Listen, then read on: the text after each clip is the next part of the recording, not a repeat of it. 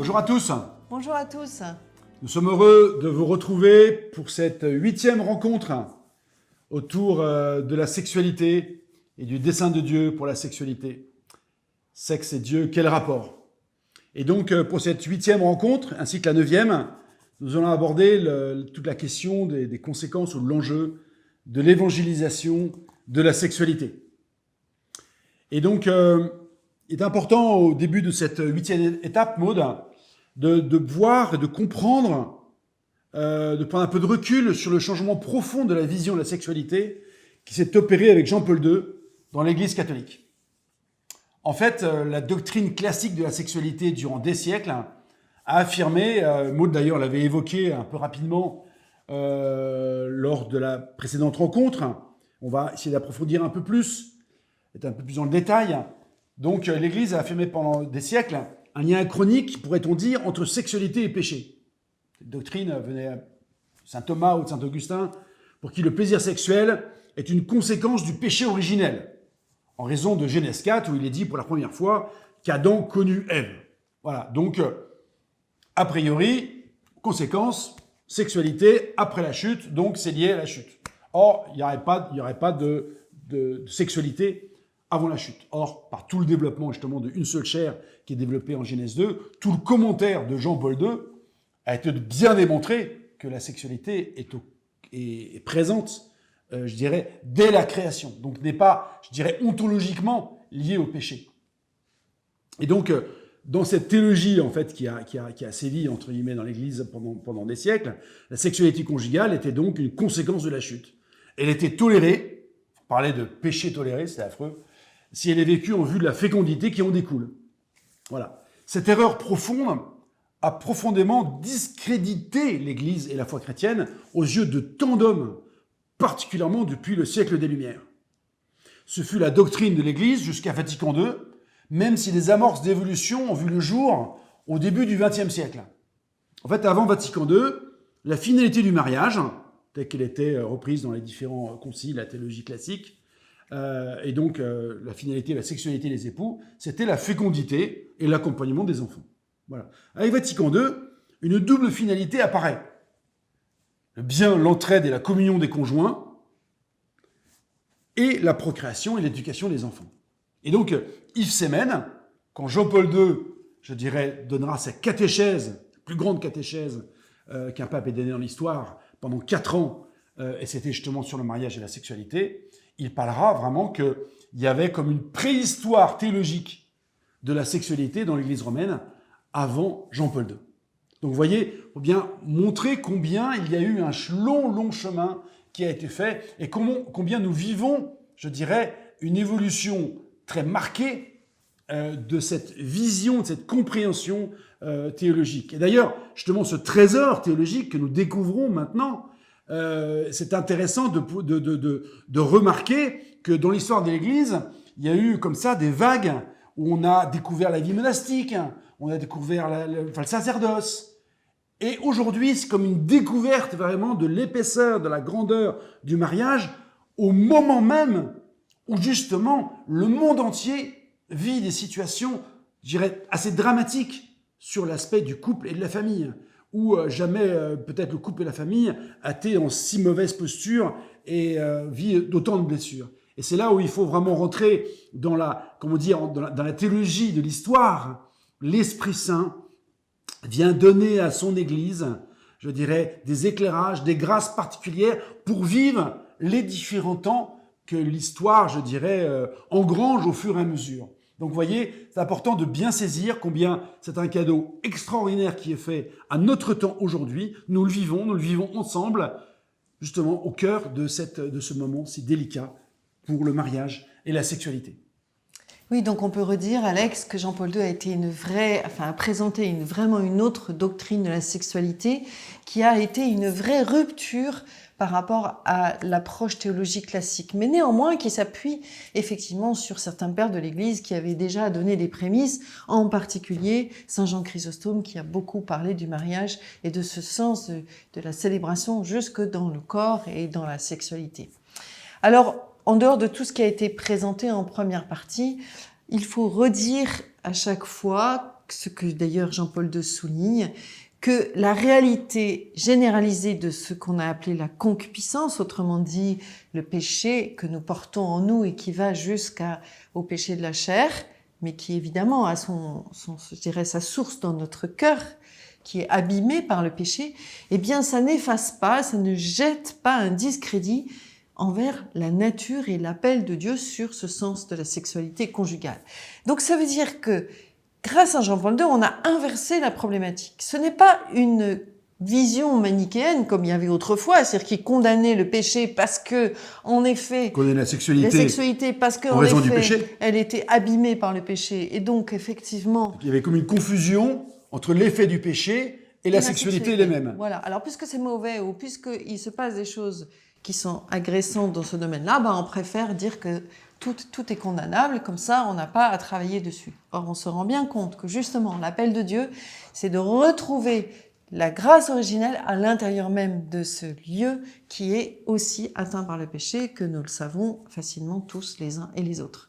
Voilà, donc voilà ce que disait Jean-Paul II, la négation de la valeur du sexe humain, ou tout au moins sa tolérance, limitée, délimitée aux besoins de procréation, n'a pas de sens. Eh bien voilà que nous trouvons effectivement maintenant une vision plus équilibrée, comme disait Alex, c'est que la sexualité a en elle-même du sens dans un couple.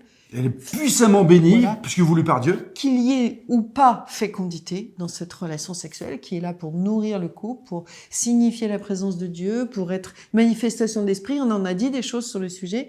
Mais en même temps, bien sûr, elle va déboucher sur la naissance, la vie, la procréation, si Dieu le veut. Mais en attendant, en soi déjà, la sexualité a un sens nouveau. Et nous avons du travail, Alex, pour grandir dans la plénitude de ce sens en tant que couple chrétien. Voilà, et donc c'est pour ça que l'évangile de la sexualité est un levier missionnaire exceptionnel, car il s'appuie sur des ressorts existentiels qui rejoignent tous les hommes, croyants ou incroyants.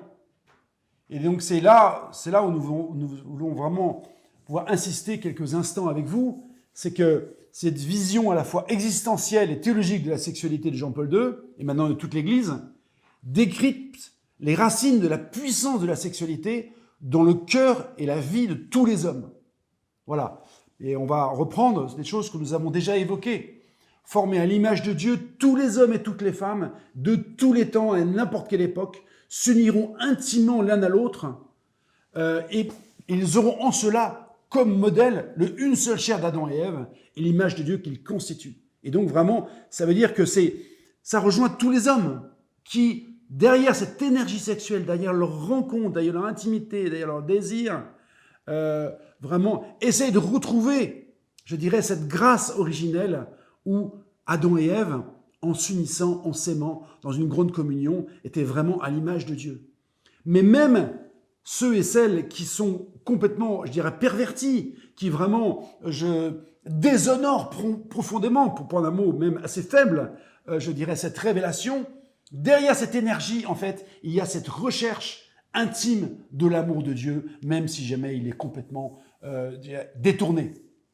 C'est pour cela que Jean-Paul II dira également « L'homme et la femme, lorsqu'ils s'unissent et forment une seule chair, redécouvrent pour dire chaque fois le mystère de la création et retournent ainsi à cette union première de l'humanité, chair de ma chair, os de mes os. » Vous voyez vraiment faut comprendre que derrière toute notre énergie, notre désir sexuel, derrière cela, c'est ce marqueur existentiel et théologique qui est inscrit en nous et qui marque cette énergie qui prend avec telle puissance toute l'humanité et tous les humains. Et donc, l'épanouissement sexuel est un axiome dominant de la culture des attentes d'aujourd'hui.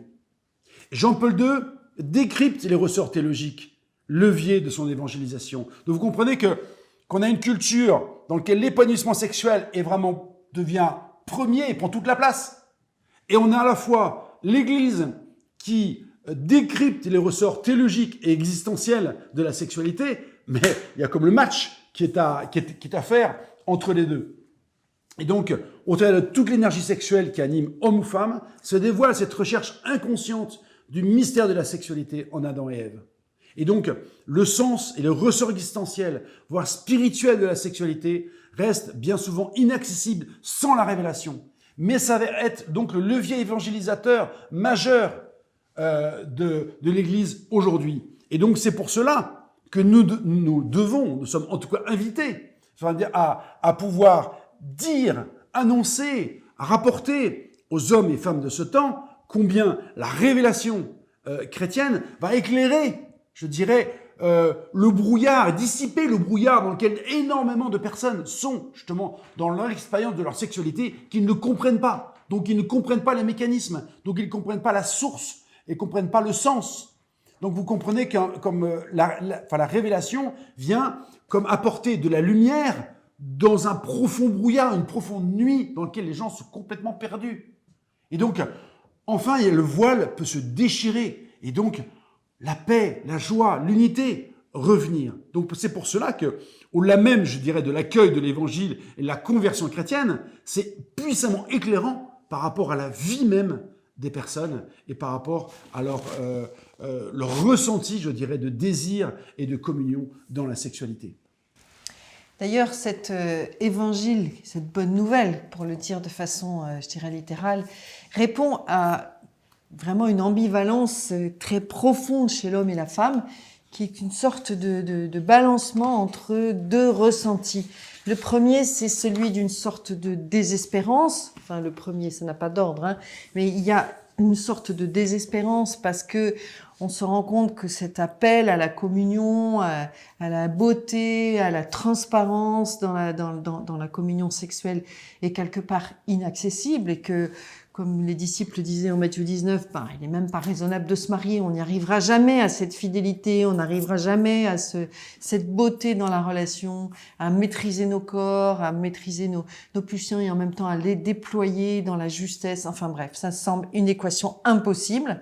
Et comme disait une citation de Vatican II, l'homme divisé se trouve incapable de vaincre effectivement les assauts du mal. Ainsi, chacun de nous se sent comme chargé de chaînes. C'est quand même pas très gai. Nous sommes conscients de nos fragilités, de nos faiblesses, de notre incapacité à réaliser le dessein de Dieu. Et en même temps, nous sommes habités par une espérance, un désir très profond, très existentiel, où nous avons envie de trouver le moyen de faire en sorte de goûter ce projet que Dieu veut pour nous. Et donc on sait très bien que le péché n'atteint pas cette aspiration, comme de la même manière que notre image de Dieu, quel que soit notre péché, n'est jamais atteinte. Même si elle est voilée, même si elle est engoncée, si je peux dire, dans le mal, eh bien nous gardons en nous cette grande espérance. C'est d'ailleurs une des phrases de Jean-Paul II. Malgré le péché, une grande espérance a été comme greffée dans le cœur de l'homme. Il demeure cette aspiration-là. Et toute souffrance sexuelle est un lieu où l'homme et la femme sentent un sentiment d'inachevé, d'insatisfaction. Et ils savent qu'il faut trouver, le long d'un long processus, une manière de trouver la justesse. Nous avons entendu des couples nous dire, effectivement, nous confirmer qu'il fallait des années pour trouver la justesse dans la relation conjugale et que c'était bon que cette durée soit donnée à un couple pour justement pouvoir progresser et rentrer dans cette purification des désirs pour qu'ils soient de plus en plus intenses. On pourrait citer aussi cette phrase de saint Paul en Romains 8, la création tout entière aspire de toutes ses forces à avoir la révélation des fils de Dieu. Elle gémit dans les douleurs de l'enfantement. Eh bien, il faut que nous acceptions que ce lieu qui est la sexualité conjugale, qui est un si beau lieu, soit aussi le fruit d'un long travail d'accouchement et d'amélioration et de progression qui est inscrit en nous et qui est notre appel profond. Voilà, c'est au cœur de cette contradiction humaine, faite à la fois de désespoir, de découragement, même comme les disciples, et à la fois d'aspiration profonde. Et ça, ce combat intérieur, il est présent en chacun de nous. Et donc, c'est pour cela qu'il est fondamental, pour que justement le bien de Dieu se réalise, pour que le dessein de la création puisse se réaliser. Ça n'est pas simplement un rêve utopique ou irréalisable. Il est fondamental d'accueillir vraiment le Christ pour que c'est lui qui peut rendre accessible à chacun le dessein originel et éternel de Dieu. Maud, comment cela s'opère ? Voilà, bien la grâce du salut que le Christ nous propose sur ce lieu-là, justement, c'est de rétablir l'ordre initial de la création perturbé par le péché. C'est-à-dire que le salut nous réintègre dans cette capacité d'être conforme à l'alliance originelle. Et donc, l'homme est appelé, dit Jean-Paul II, à retrouver en lui cette vérité du patrimoine de l'origine. Quand on dit l'origine, c'est bien sûr ce qui a été décrit dans la Genèse, et c'est ce à quoi nous avons fait référence, Alex, en parlant de notre préhistoire théologique commune. Cette exultation, cette rencontre, cette nature trinitaire du couple, et cette joie, cette exultation de la rencontre, notamment dans l'une seule chair, d'Adam et Ève. Voilà, donc l'homme est appelé à retrouver cette vérité en elle-même, un patrimoine de son cœur, dit Jean-Paul II, plus profond que le péché héréditaire de la concupiscence. Donc ça veut dire que ce patrimoine, il est commun à tous. Et que donc dans l'évangélisation, nous avons comme mission de révéler qu'en chaque homme et en chaque femme habite cet appel, cet héritage, de retrouver cette communion des origines entre l'homme et la femme. Et c'est vraiment très important que l'Église elle-même, au travers de Jean-Paul II, d'un pape, Saint Jean-Paul II, dise bien que vraiment cette grâce du salut rétablit l'ordre initial de la création perturbée par le péché. Donc je réinsiste vraiment sur cette parole de Jean-Paul II, parce que c'est une notion, c'est une réalité qui n'est souvent pas comprise et qui n'est pas, je dirais, présentée dans les différentes catéchèses de l'Église sur la sexualité. Donc vraiment, cette grâce de Christ qui nous rend accès à cette nature bénie et à cette vocation éternelle de Dieu donnée au couple pour leur sexualité. Voilà, alors ce salut n'est pas une théorie, il agit concrètement. Donc c'est un don que le Christ fait au couple pour justement lui permettre de vivre cette guérison, cette libération auquel nous aspirons pour pouvoir, eh bien justement, vivre une sexualité belle, intense, libre, mais vraiment libre, pas une liberté du monde, mais la liberté de l'être intérieur. Et donc, ça veut dire que ce salut va agir, comme dit Jean-Paul II. C'est un signe efficace de l'œuvre du salut de Christ dans le couple. Et donc, notamment, quand l'homme et la femme sont traversés par l'Esprit Saint et que l'Esprit Saint agit, eh bien, un des lieux où il va agir, c'est dans cette libération de la sexualité, puisque justement, il veut que nous soyons, eh bien, je dirais, conformes à le projet de Dieu pour l'homme et la femme. Autre item que souligne Jean-Paul II, le Christ réactualise cette hérédité plus profonde et lui donne une force réelle de vie. Une force de vie. Donc ça veut dire que nous allons trouver dans le salut la capacité d'exprimer avec nos corps un amour juste et en même temps une énergie vitale pour le faire que nous avions perdu et qui était, comme on l'a dit tout à l'heure, marquée par la désespérance, par la peur, par l'angoisse, par la honte, par beaucoup de choses qui sont négatives et qui nous marquent. Une force réelle de vie. Et alors il conclut en disant que les mariés ont besoin de la grâce du Christ pour être guéris de la blessure du péché et ramenés à leur origine, c'est-à-dire à la pleine connaissance du dessein de Dieu pour la sexualité. Et donc voilà, nous allons être guéris de la blessure du péché par le don de Christ et cette guérison nous permettra d'être encore plus dans la plénitude que Dieu veut pour nous. Vous voyez combien, si on peut résumer, Dieu a créé un dessein extraordinaire. Par sa seule faute, Adam et Ève et l'humanité l'a racheté, mais on est malade, et c'est tout le drame de l'histoire. Jésus est venu pour sauver l'homme, ça c'est connu, mais sauver le couple, ça c'est pas trop connu. Et c'est vraiment ce salut du Christ qui est, comme on peut dire, à travers de ce que dit Jean-Paul II, c'est le passage obligé pour vraiment revenir dans la bénédiction et l'essence originelle de la sexualité. D'ailleurs, ça revient avec toute l'œuvre du salut du Christ. Dieu a parlé à son peuple à travers toute l'histoire du peuple hébreu pour essayer de le sauver, pour essayer de restaurer ce lien, cette grâce, etc., etc. Mais par leurs petits bras musclés, par leur religion et tout, les Hébreux n'y arrivaient pas. Et donc, il a fallu que Jésus, le Fils de Dieu, soit envoyé pour sauver ce peuple et sauver tous les peuples et tous les hommes. Eh bien, il en va de même par rapport à nos couples. Dieu sait si jamais il y a énormément de conseils en termes de sexologie, de communion conjugale, etc. Il y a énormément de choses qui existent, d'ailleurs sur Internet également, et de livres, et combien de personnes ont évoqué tellement de choses. Et c'est bien, il y a plein de choses qui sont très très utiles. Mais ça ne résout pas le cœur du problème. Et donc, véritablement, nous avons besoin d'avoir le Christ, d'accueillir le Christ, pour vivre vraiment ce salut, cette transformation, pour vivre cette nouvelle accessibilité à cette grâce, à cette communion, à cette joie, à cette expérience incarnée, réaliste du Cantique des Cantiques pour notre couple. Et donc, c'est bien ce que disait Benoît XVI. C'est seulement en accueillant l'Évangile que l'on peut assurer la pleine réalisation de toute l'espérance que l'homme met dans le mariage, de toute l'espérance. Tous, quand nous marions, nous désirons nous marier, nous avons une espérance folle. Et très souvent, il y a tel décalage entre la réalité et nos aspirations. Et donc, c'est seulement en accueillant l'Évangile que l'on peut assurer cette réalisation de ce à quoi nous croyons.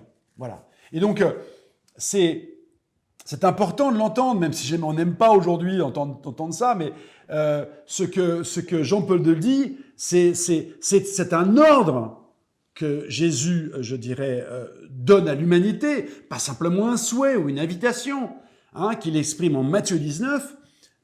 Jean-Paul II dit, Jésus ordonne au couple, avec beaucoup d'assurance et de clarté, de retourner au seuil de son histoire originelle, malgré, je dirais, tout le doute des époux, des disciples, comme on l'a vu. Mais c'est vraiment, voilà, nous ordonne. Ça veut dire que il faut pas prendre l'aspect, je dirais, clivant, bien sûr, de ce terme, mais comme un impératif de l'importance, en disant, mais vraiment, mais c'est essentiel, c'est pas un petit plus, c'est vraiment un élément central pour vivre pleinement notre mariage et notre sexualité. Et donc, sans l'accueil de cet évangile, de ce salut, la situation conjugale, sexuelle des époux, malgré tous leurs désirs, restera souvent très précaire. Jean-Paul II disait également, sans le Christ, les couples courent sans aucun doute un grave danger. Ou le pape François, on l'a déjà cité, disant, le mariage, sans Dieu, ça ne marche pas. Et donc la sexualité sans Dieu, qui l'a créée, ça ne marche pas, en tout cas ça ne marche pas du tout aussi bien qu'on pourrait l'espérer. Alors, bien entendu, avec Vatican II, l'Église a pris conscience que cette grâce du Christ et du salut peut bien sûr toucher des hommes et des femmes qui ne connaissent pas le Christ. Le texte Nostra Aetate a vraiment développé avec Vatican II cette foi, cette compréhension que la grâce du Christ, mystérieusement, va toucher effectivement des hommes qui sont non-croyants. Jésus dit dans l'Évangile, par rapport au centurion, dit « Jamais je n'ai vu une telle foi en Israël », alors que ce n'est pas un juif. Donc à un moment, effectivement, on peut être profondément édifié par la grâce de Dieu qui habite le cœur des non-croyants. Donc mystérieusement, effectivement, cette grâce peut toucher des non-croyants et donc des couples de non-croyants. Mais il ne reste pas moins que vraiment, c'est comme dit l'Église, c'est le canal central de la grâce, d'où l'importance pour nous de pouvoir accueillir vraiment ce salut du Christ, d'accueillir le Christ dans notre vie pour vivre vraiment une magnifique sexualité et de proposer aux hommes de dire mais vous voulez vivre une sexualité belle, durable, intense, réjouissante, nourrissante, eh bien vraiment importance, accueillez le Christ dans votre vie et il vous bénira et il donnera tellement de richesse à votre communion conjugale et sexuelle. Voilà une bonne nouvelle que nous pouvons apprendre à annoncer. C'est donc effectivement la sexualité qui s'appuie sur une relation personnelle de chacun des époux avec Dieu, eh bien, est une sexualité qui va être de plus en plus humaine, de plus en plus belle et qui de plus en plus conforme à ce désir de Dieu qui est un désir de bonheur. Et donc, c'est pas pour du moins, c'est pour du plus. Ça, c'est une très bonne nouvelle. Amen. Nous avons été heureux de passer ce temps avec vous, cette 8e étape, et nous vous proposons de de finir par un temps de prière. Au nom du Père et du Fils et du Saint-Esprit. Amen. Amen. Seigneur, nous voulons te bénir et te rendre grâce pour cet évangile de la libération de la sexualité, non pas selon le monde, mais selon le Christ, libéré du péché, de la convoitise, de la concupiscence, pour que vraiment pleinement se vive cette intensité, cette joie, cette communion qui habitait le cœur d'Adam et Ève et qui est offerte à tous les hommes.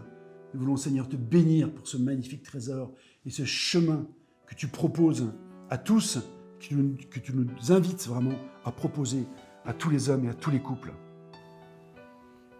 Nous te bénissons, Seigneur, de nous montrer ce chemin d'une belle sexualité, libérée de nos désirs égocentriques. Nous te bénissons de nous montrer ce chemin vers l'innocence originelle, qui est ce rêve que tu as pour chacun d'entre nous. Nous te demandons, Seigneur, de nous donner à chaque couple la grâce de goûter, au moins par instant, à cette vérité des corps et des cœurs.